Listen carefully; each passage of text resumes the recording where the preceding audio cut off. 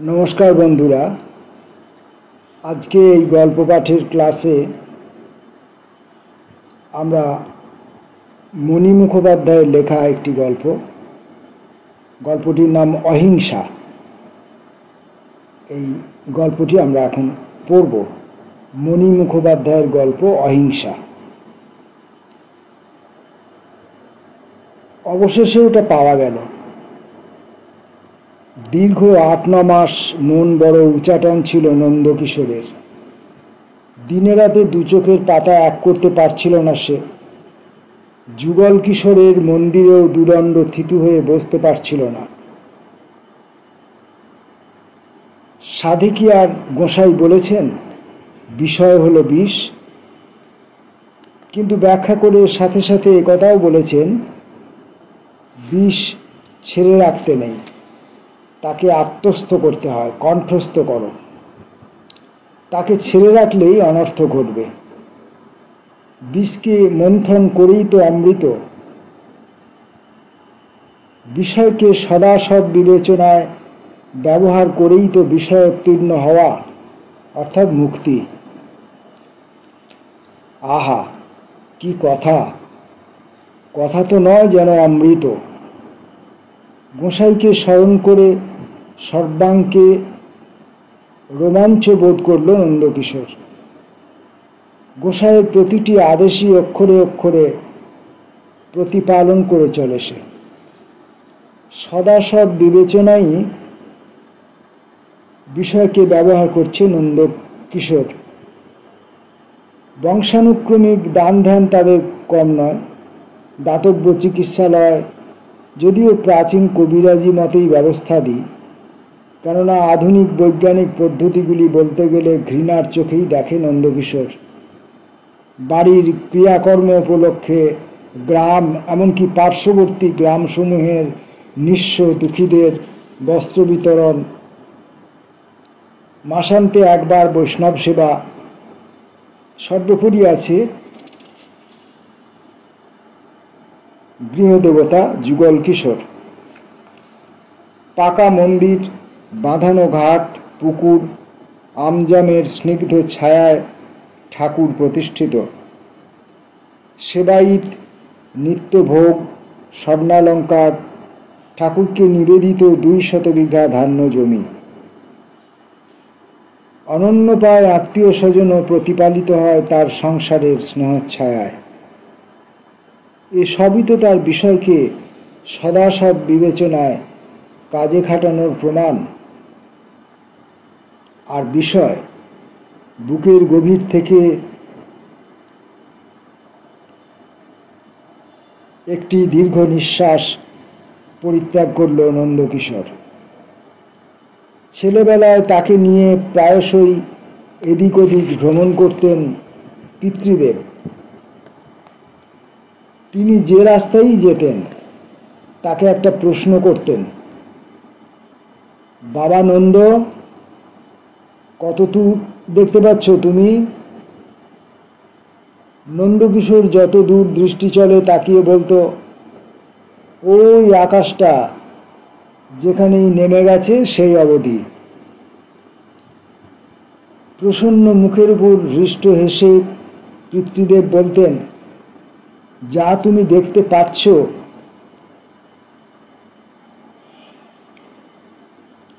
আর যা দেখতে পাচ্ছ না সবই তোমাদের বাবা। সব চিনে বুঝে নাও। বিষয়কে প্রহরীর মতো আগলাতে শেখো। আর এখন বাল্যস্মৃতি স্মরণে নন্দকিশোর খেদাক্ত হল। পিতৃদেবরা 2 ভাই ছিলেন। বিষয় প্রথম দ্বিখণ্ডিত হলো সেখানে। তারপর 4 ভাই। পিতৃদেবের মৃত্যুর সময় তাকে আবার চতুর্খণ্ড করে গেলেন। খণ্ডিত অংশ সেই খণ্ডের তুলনায় কত অকিঞ্চিতকর।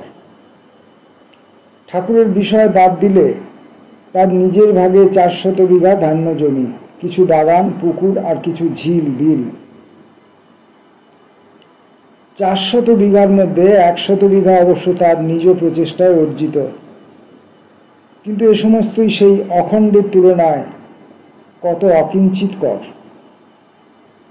এর মধ্য থেকেই একটা দার্শনিক চিন্তা নন্দকিশোরের মস্তিষ্ককে আচ্ছন্ন করল। হায়,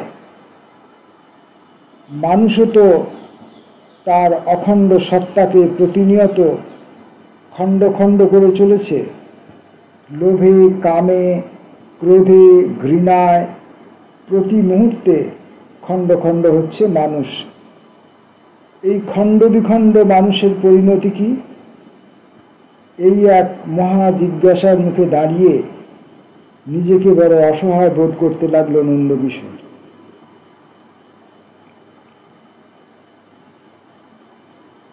গোসাই থাকলে বলতেন, খণ্ড থেকে অখণ্ডের দিকে যাত্রা করতে শেখো, তবেই সার্থকতা।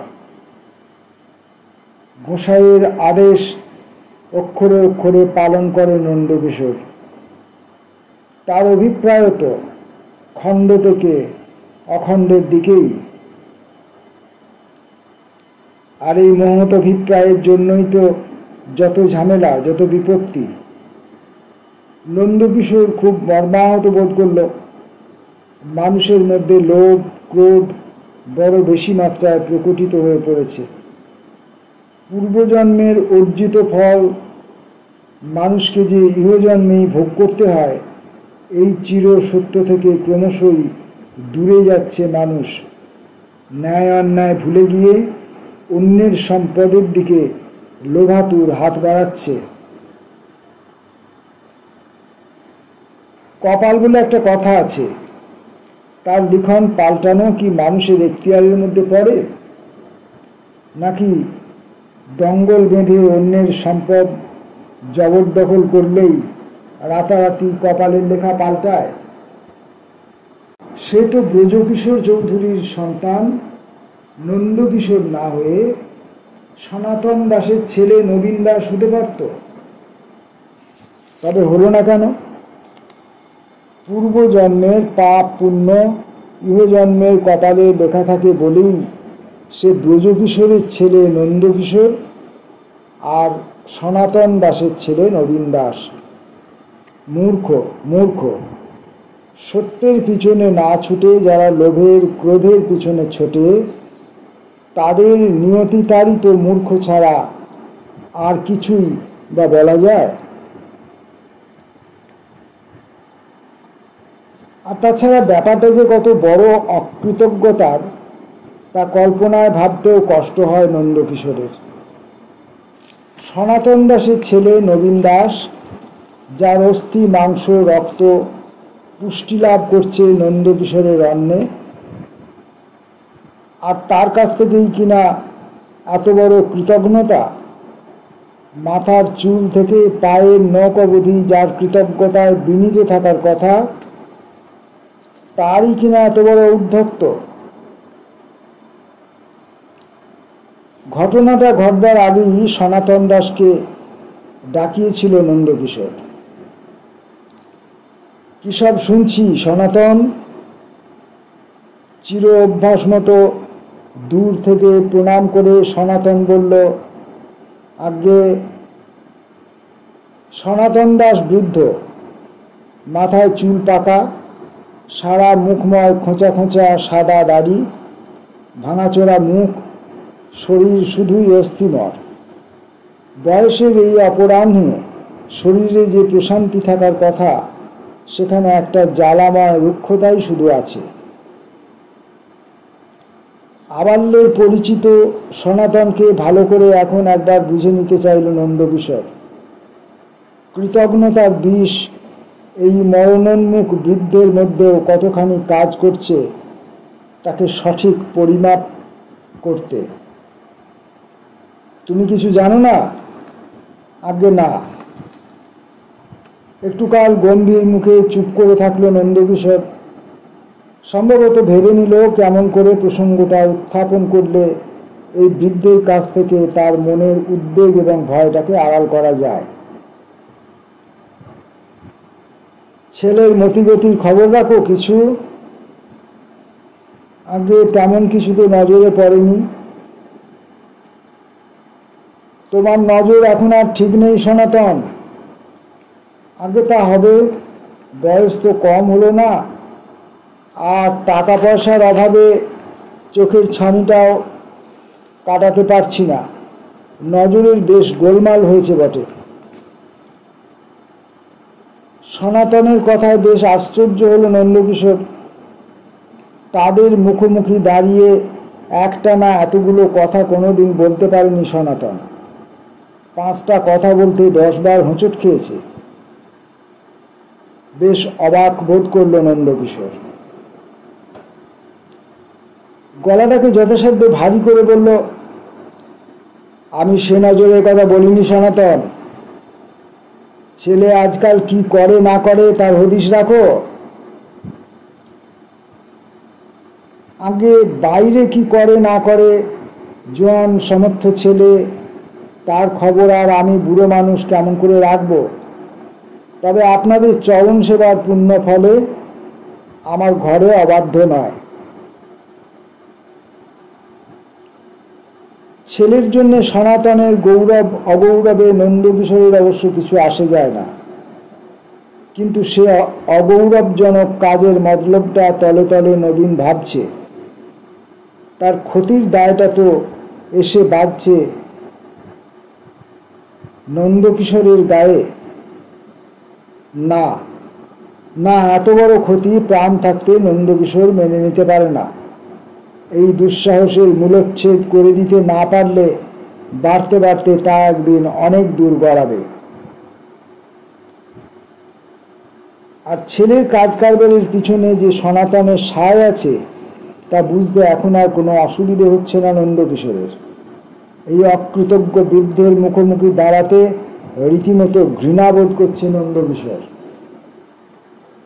তার পিতৃদেব ব্রজকিশোরের ক্ষমা না পেলে অনেকদিন আগেই সনাতনকে পরিবার পরিজন নিয়ে ভিটে মাটি হারিয়ে পথের ভিখারি হতে হতো। আর সেই সনাতন কিনা তলে তলে তার এত বড় শত্রুতার সামিল হয়েছে। গলাটাকে রীতিমতো প্রভুর মতো করে নন্দকিশোর ডাকল, সনাতন। আগে বিনীতই মনে হলো সনাতনের গলা। আমরা যে বৈষ্ণব পরিবার সেটা তুমি নিশ্চয়ই ভুলে যাওনি। আগে এ তল্লাটে সেটা ভুলবে কে? ক্ষমাই তো বৈষ্ণবের ধর্ম সনাতন। সনাতন মাথা নিচু করে বসে থাকলো। বৃদ্ধ বুঝে উঠতে পারল না চৌধুরী মশাই ঠিক কি বলতে চাইছেন। 10 গাঁয়ের গরিব মানুষের সঙ্গে মিলেমিশে তার ছেলে নবীন যা করতে চলেছে তার খবর যে সে কিছু কিছু রাখে না তাও নয়, সেজন্য ভয়ও আছে তার।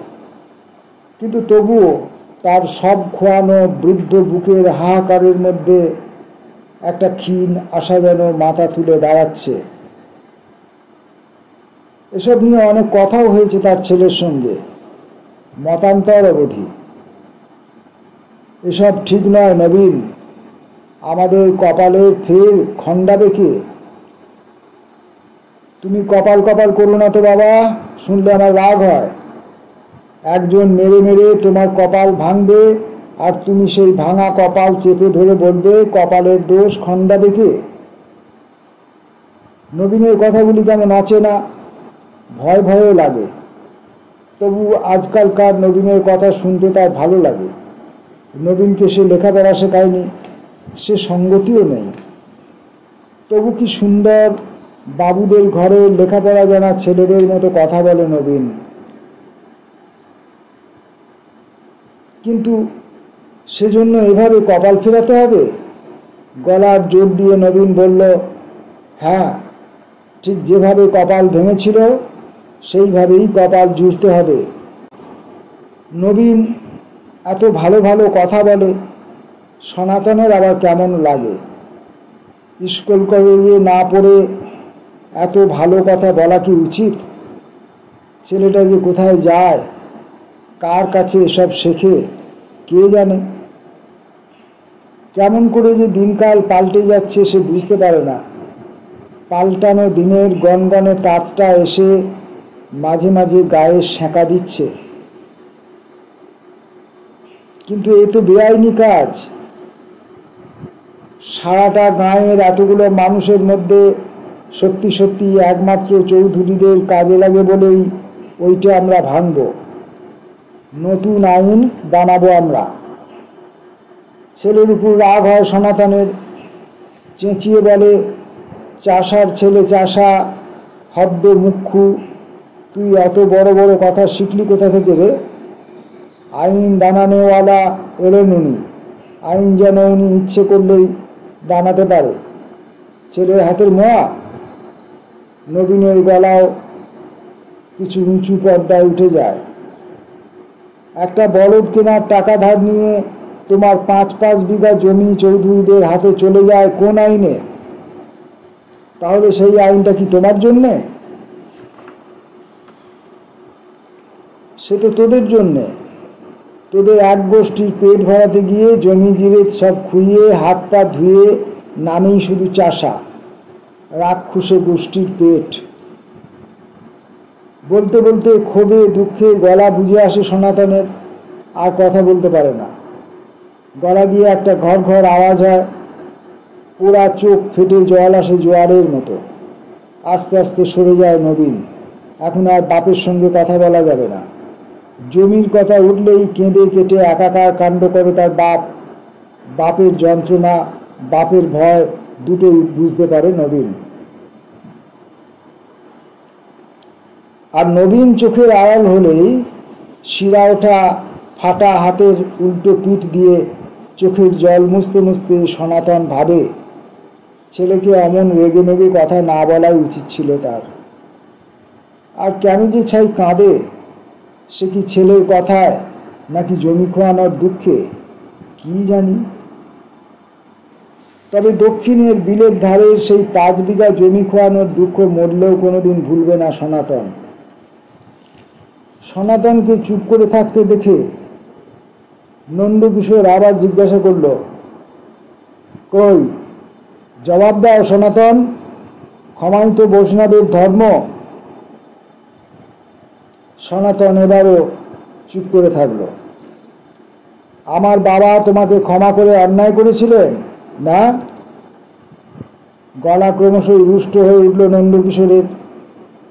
আমার বাবা আদালতের ডিক্রি জারি করলে তোমার অত বড় দেনা শুধু 5 বিঘে জমিতে শোধ হতো না, ভিটে মাটিতে টান পড়ত। তা তিনি তোমার ভিটে মাটি ছাড় দিয়ে বৈষ্ণবের মতো কাজ করেননি না? সনাতন এবারও কোনো উত্তর করলে না। সে অনুভব করল মরা শরীরের গভীর থেকে একটা ঢেউ আসছে। যে কোনো প্রসঙ্গেই ওই 5 বিঘে জমির কথা উঠলেই তার এমন হয়। দক্ষিণের বিলের ধারের ওই জমিটুকুই তার শেষ সম্বল ছিল। বিলের জলের সেচে সোনা ফলাতো জমিতে। বৃদ্ধকে চুপ করে থাকতে দেখে রিপুর তাড়নামুক্ত বৈষ্ণব নন্দকিশোরের সাত্ত্বিক শরীরের মধ্যে একটা রাগ যেন কোথা থেকে রি রি করে উঠল। প্রায় চিৎকার করে নন্দকিশোর বলল, ছেলেকে সমঝে দিও সনাতন। একদল ছোট লোককে ফুসলিয়ে নিয়ে আমার শরীর জমির ত্রিসীমানায় যেন না ঘাসে, ফল খুব খারাপ হবে। বৈষ্ণব বলে ডাকাতকে ক্ষমা করব না। সনাতনের ভিতরে ঠেলে ওঠা ঢেউটা যেন হঠাৎ বাঁধ ভাঙা হয়ে গেল। আকস্মিকভাবে নন্দকিশোরকে চমকে দিয়ে হাত পা ছুঁড়ে চেঁচিয়ে উঠল সনাতন। কিন্তু একটা বলদ কেনার টাকা। তারপর হঠাৎ থেমে হাউ হাউ করে কেঁদে উঠল। কান্না ভাঙা গলায় বলল, আগে ছেলেকে আমি নিশ্চয় সমঝে দেব, নিশ্চয়ই। কাঁপতে কাঁপতে রোদের মধ্যে দিয়ে হেঁটে চলে গেল সনাতন। সে কি রাগে, ঘৃণায় না দুঃখে, কে জানে। অবশেষে ওটা পাওয়া গেল। ঘটনাটা ঘটে যাবার পর এই 8-9 মাস বড় অস্বস্তিতে কাটিয়েছে নন্দকিশোর। দিনে রাতে ঘুম হয়নি, একটু হইচই কানে এলেই লাফিয়ে লাফিয়ে উঠেছে, ছুটে গেছে ছাদে। চোখের উপর হাত রেখে ফাঁকা মাঠের যত দূর দৃষ্টি চলে তাকিয়ে তাকিয়ে দেখেছে কোথাও ঝাঁকে ঝাঁকে দল বাঁধা রিপুর তাড়নায় ছুটে আসা মানুষগুলিকে দেখা যায় কিনা। আর ফাঁকা ফাঁকা অসহায় লেগেছে, নেই, হাতের কাছে ওটা নেই। গোসাই একবার তাকে একটা প্রশ্ন জিজ্ঞাসা করেছিলেন, বলো তো পৃথিবীতে সর্বাপেক্ষা কঠিন কাজটি কি? নন্দকিশোরের মাথায় হাজার হাজার কঠিন কাজ ভিড় করে এলো, ঠিক প্রশ্ন বুঝে উঠতে পারল না কোনটি বলা ঠিক হবে। প্রসন্ন মুখমণ্ডলে স্মিত হেসে গোসাই বললেন, পারলে না তো? তারপর চোখ বুজে ধ্যানমগ্ন কণ্ঠে বললেন, স্বধর্মে স্থিত থাকাটাই সর্বাপেক্ষা কঠিন কাজ। এই দেখো না কেন, তুমি পরম বৈষ্ণব, তোমাকে স্বধর্মচ্যুত করার জন্য রিপুময় মানুষদের প্রচেষ্টার অন্ত নেই। গোসাই অন্তর্যামী, তিনি যেন আঁচ করতে পেরেছেন তার সংকট কিভাবে এগিয়ে আসছে। বিনয় কাতর কণ্ঠে নন্দকিশোর বলল, ঈর্ষাকাতর মানুষেরা আমার জমি জমা জবরদখলে ভয় দেখাচ্ছে গুরুদেব। গোসাই একটু ব্যথিত হাসলেন। এ শুধু তোমার একার সমস্যা নয় নন্দ, এই এক দূষিত বাতাস বইছে এখন সর্বত্র। আকুল কণ্ঠে নন্দকিশোর বলল, এক্ষেত্রে আমার কর্তব্য কি? গোসাই চোখ বুঝলেন, নিজের অন্তরে ডুবে তিনি অন্তর্যামী হবেন। আকুল আগ্রহে নন্দকিশোর অপেক্ষা করতে লাগল। গোসাই চোখ খুললেন, নন্দ, ধরো তোমার 1 বিষয় নেই। হতচকিত নন্দকিশোর বলল, আগে সে কি করে হবে? নন্দকিশোরের বালক সুলভ উদ্বেগ প্রত্যক্ষ করে গোসাই হাসলেন, বললেন, আমি তোমাকে শুধু ধরতে বলেছি। ধরো যদি 1-6 বিষয় না থাকে, তাহলে কি হবে? সেই শূন্যতার ভয়াবহ কথা কল্পনা করে নন্দকিশোর শোকাচ্ছন্ন দৃষ্টিতে গোসাইয়ের দিকে তাকালো। আবার চোখ বুঝলেন গোসাই। তাহলে এই দেবসেবা, নিঃস্ব দুঃখীদের দান ধ্যান, দাতব্য চিকিৎসালয়, বৈষ্ণব সেবা, অনাথ আত্মীয় স্বজন প্রতিপালন, এসব কি তুমি অক্ষুণ্ণ রাখতে পারবে? আজ্ঞে না, বিমূঢ় নন্দকিশোর জবাব দিল। তাহলে এক্ষেত্রে তোমার ধর্মরক্ষা আর বিষয় রক্ষা একীভূত হয়ে গেল। নন্দকিশোরের মুখ উদ্ভাসিত হয়ে উঠল। সুতরাং বিষয় রক্ষার জন্য যে কোনো উপায় তুমি অবলম্বন করতে পারো, তাতে তোমার ধর্মহানি হবে না।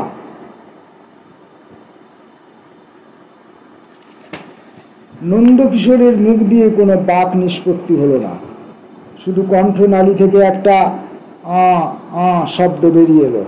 সর্বাঙ্গে পুলকাবেশ নিয়ে শটান গুরুদেবের পায়ের উপর পড়ে গেল নন্দকিশোর। কত বড় পাপ বোধ আর দ্বন্দ্ব থেকে যে গুরুদেব তাকে রক্ষা করেছেন, তার বুঝি কোনো তুলনা হয় না। সেজন্যই সেদিন নির্ভাবনায় গুলি চালাতে পেরেছে নন্দকিশোর। তার ইচ্ছে ছিল কৃতঘ্ন নবীনের দেহটাকে মাঠের উপর শুইয়ে দেবার, কিন্তু সেটাকে বন্দুকের পাল্লার মধ্যে পাওয়া যায়নি। তাহলেও বেশ কয়েকজনকে সেদিন জখম করেছে নন্দকিশোর। অন্যের জমির উপর হানাদারির ফলটা হাতে হাতে দিয়ে দিয়েছে। এতটুকু অনুশোচনা বোধ করেনি নন্দকিশোর। যদিও কিছু জমি হাতছাড়া হয়ে যাবার শোকটা তার বুকের সঙ্গে লেপ্টে আছে, তথাপি ওদের সমঝে দেবার তৃপ্তিটা তাকে বেশ আচ্ছন্ন করে রেখেছে। গোসাই তাকে দ্বন্দ্বমুক্ত করেছেন, অকারণ অনুশোচনার হাত থেকে বাঁচিয়েছেন, বিষয় রক্ষা আর ধর্মরক্ষাকে একটি বিন্দুতে মিলিয়ে দিয়েছেন। অন্যথায় সে যে কত বড় বৈষ্ণব তার প্রমাণ এতল্লাটি কে না জানে। সেবারের সেই ঘটনাটা তাকে কি কম অনুশোচনায় দগ্ধ করেছে? ব্যাপারটা ঘটিয়েছিল ছোট ছেলে কল্যাণ কিশোর। 3 ছেলের মধ্যে ছোটটিকে সে শহরে রেখে লেখাপড়া শেখাচ্ছে, কেননা দিনকাল পাল্টে অন্যরকম হয়ে যাচ্ছে। পাল্টানো দিনকালের সঙ্গে একটা ছেলে অন্তত পরিচয় রাখুক। ছোট ছেলে কল্যাণ কিশোরকে দিয়ে শহরে একটা ব্যবসা বাণিজ্য ফাঁদবার ইচ্ছে আছে তার। সেইভাবেই তাকে গড়ে তুলবার জন্য শহরে রেখে পড়াশোনা করানো। বন্ধু বান্ধব নিয়ে বেড়াতে এসে সকলের অজান্তে দক্ষিণের বিল থেকে গাদাখানেক বেলে হাঁস মেরে নিয়ে এলো কল্যাণ কিশোর। মৃত রক্তমাখা হাঁসগুলির দিকে তাকিয়ে রক্তের মধ্যে একটা তীব্র যন্ত্রণা অনুভব করলো নন্দকিশোর। এ তুই কি করেছিস কল্যাণ? বন্ধুদের সামনে বাপের এই পুরনো ছিচকাঁদুনে ঢঙে ভীষণ অসম্মান বোধ করলো কল্যাণ। রুষ্ট গলায় বলল, কেন? বাড়ির কেউ মাংস খায় না বলে আমার বন্ধুরা আমি কেউ মাংস খাবো না? ছি ছি ছি! শরীর কাঁপতে লাগলো নন্দকিশোরের। সোজা চোখের ভিতর থেকে ঝরঝর করে চোখের জল নেমে এলো 2 গাল প্লাবিত করে। তুই কি ভুলে গেছিস আমাদের পরিবারে জীবহত্যা গুরুতর পাপ? বন্ধুদের সামনে ভয়ানক বেকায়দায় পড়ে গেল কল্যাণ কিশোর। বাবা কাঁদছে, মা কাঁদছে, পিসিমা কাঁদছে, আরও 2-3টি সধবা বিধবা, সকলের সঙ্গে সম্পর্কগুলো ঠিক জানেও না, তারা কাঁদছে। 2টো ধ্বংস হাফ চাষা দাদা কাঁদছে। সে একটা কাণ্ড বটে। বন্ধু বান্ধবরা হতচকিতভাবে পরস্পরের দিকে তাকাচ্ছে। কল্যাণও কিছুটা হতবুদ্ধি হয়ে গেল। সে বলতে গেলে প্রায় ছোটবেলা থেকেই তাদের পরিবারের প্রাত্যহিক আচার আচরণের প্রভাবের বাইরে। শহরের বন্ধুদের সামনে এই ধরনের বেইজ্জত ভয়ানক রাগ চলে গেল কল্যাণ কিশোরের। ধুত্তর! হাঁসগুলোকে টান মেরে ছুঁড়ে ফেলে দিল বাইরে। গলাটা বেশ চড়িয়ে বলল, বছরে কত লোককে ভিটে ছাড়াচ্ছ তার ঠিক নেই, কত লোকের ঠেঙিয়ে মাথা ফাটাচ্ছ তার ঠিক নেই, কটা পাখির জন্য ছিচকাঁদুনি, যত সব লোক দেখানো ঢং। বন্ধুদের নিয়ে দুমদাম করে সিঁড়ি বেয়ে দোতলায় উঠে গেল কল্যাণ কিশোর। ছেলের কথায় দুঃখের চাইতেও বেশি দুশ্চিন্তা বোধ করল নন্দকিশোর। ছেলেটির মধ্যে তামসিক শক্তির প্রভাব লক্ষ্য করা যাচ্ছে। গোসাইয়ের কাছে তাড়াতাড়ি একটা দীক্ষার ব্যবস্থা করিয়ে দিতে হবে ওর। ছেলের জীবহত্যার পাপস্খলন করার জন্য সস্ত্রীক নন্দকিশোর উপবাস করল। সারাটা দিন যুগল কিশোরের মন্দিরেই কাটল তার। রাতে 5 জন বৈষ্ণব সেবা করিয়ে তবেই অন্ন জল স্পর্শ করল স্বামী স্ত্রী। ছেলেটার জন্য বড় দুশ্চিন্তা হচ্ছে। তাদের বংশের এত বড় দান ধ্যান ছেলেটার নজরে এলো না। বিষয় রক্ষা তথা ধর্ম রক্ষার জন্য তার যে এত কঠোরতা, সেটাকেই কল্যাণ বড় করে তোলে। শহরে রেখে যে ওকে মানুষ করানো হচ্ছে, যখন যা চাইছে পাচ্ছে, এসবের রসদ আসছে কোথা থেকে সে হিসেব করে কি ও? এক ধরনের অকৃতজ্ঞতা। ক্রমশই বড় অসন্তোষ বোধ জমা হচ্ছে নন্দকিশোরের মধ্যে। চতুর্দিকেই যেন অকৃতজ্ঞতা ভিড় করে আছে। যারা তার দুয়ারে এসে হাত পেতে দাঁড়াতো, তারাই রাতারাতি সেই হাতে লাঠি নিয়ে তার উপর জমির উপর এসে দাঁড়িয়েছে। আজ তার বিষয় এবং ধর্ম বিপন্ন হবার মুখে যত সব অকৃতজ্ঞ ছোট লোকের দল। আর থানার দারোগাটাই কি কম অকৃতজ্ঞ? হামলা হলো আমার বাড়িতে, আর সিজ করে নিল আমার বন্দুকটাই। নন্দকিশোর অবশ্য এ নিয়ে কড়া কড়া কথা শোনাতে ছাড়েনি। কোন যুক্তিতে আপনি আমার বন্দুকটা সিজ করলেন? এতগুলো হিংস্র জানোয়ারের মুখে আমার বিষয় সম্পত্তি, আমার পরিবারের এতগুলি প্রাণকে আপনি নিরস্ত্র করে রেখে এলেন। থানার দারোগা অর্থাৎ ওসি জবাব দিল, আপনি অকারণে আমার উপর রাগ করছেন। মাঠে গুলি চালাবার পর 1000-5 লোক আপনার বাড়ি ঘেরাও করে ফেলেছিল। সেদিন যে আপনার আরও বড় ক্ষতি হতে না দিয়ে, আপনাকে অ্যারেস্ট না করে শুধু বন্দুকটা নিয়ে এসে অত বড় রাগী মবকে হটিয়ে দিতে পেরেছি, সেই জন্য ঈশ্বরকে ধন্যবাদ দিন। উদ্বেগাকুল গলায় নন্দকিশোর বলল, পরম বৈষ্ণব হওয়া সত্ত্বেও আজ আমার ধর্ম রক্ষার জন্য অস্ত্র কাছে রাখা প্রয়োজন। সেটা তো আমি বুঝেছি, কিন্তু এই সরকারের পলিসি যে অন্য রকমের। শুধু কি আপনার, গোপালপুরের গগনবাবুদের, মাঝদির অনন্ত সরকারের, কাঞ্চননগরের মুকুজ্জেদের সকলেরই বন্দুক সিজড। তারপর একটু থেমে খুব গোপন খবর দেবার ভঙ্গিতে বলল, ভাববেন না, এই সরকার আর বেশি দিন নেই, হয়ে এসেছে। তখন বন্দুক ফিরে পেতে দেরি লাগবে না। আর এটাও দেখবেন, আমরা খুব একটা অকৃতজ্ঞ নই। তবুও হাতে নাতে না পেতে পুরোপুরি আশ্বস্ত হতে পারেনি নন্দকিশোর। দিনে রাতে ঘুম হয়নি, চমকে চমকে উঠে ছাদে গেছে, চারদিক তাকিয়ে তাকিয়ে দেখেছে, আর অধীর অপেক্ষা করেছে কতদিন বাকি, আর কতদিন। অবশেষে সরকার ভেঙে গেল এবং বন্দুকটাও ফিরে পাওয়া গেল। গৃহত্যাগী পুত্রকে ফিরে পাবার মতো অপত্য স্নেহ ওটাকে বুকের কাছে চেপে ধরল নন্দকিশোর। দীর্ঘ 8-9 মাস বাদে এই প্রথম সে একটু মুক্তির নিঃশ্বাস পরিত্যাগ করল। আর একটু মুক্তি বাকি আছে। দক্ষিণের বিলের ধারে তার স্ত্রীর নামে যে জমিটা বেদখল হয়ে গেছে, বর্ষার মরশুমের আগেই সেটা ফিরিয়ে আনার ব্যবস্থা করতে হবে। যুগল কিশোরের মন্দিরের বাঁধানো চত্বরে এসে বসল নন্দকিশোর। চতুর্দিকে আমজামের স্নিগ্ধ ছায়া। পড়ন্ত বেলায় গাছে গাছে পাখি ডাকছে। সামনে টলটলে পুকুরের জলে কয়েকটি হাঁস ভেসে বেড়াচ্ছে। ক্রমশই নন্দকিশোরের মন পবিত্র ভাবের দ্বারা আচ্ছন্ন হয়ে উঠল। চোখের জলে 2 গাল ধুয়ে যেতে লাগলো। জীবজগতের জন্য বড় মায়াবোধ করতে লাগলো নন্দকিশোর। আহা, সব যদি এমনি অহিংস প্রেমময় হয়ে উঠত! লোভ, হিংসা, ক্রোধ মানুষের সত্তাকে খণ্ড খণ্ড করছে।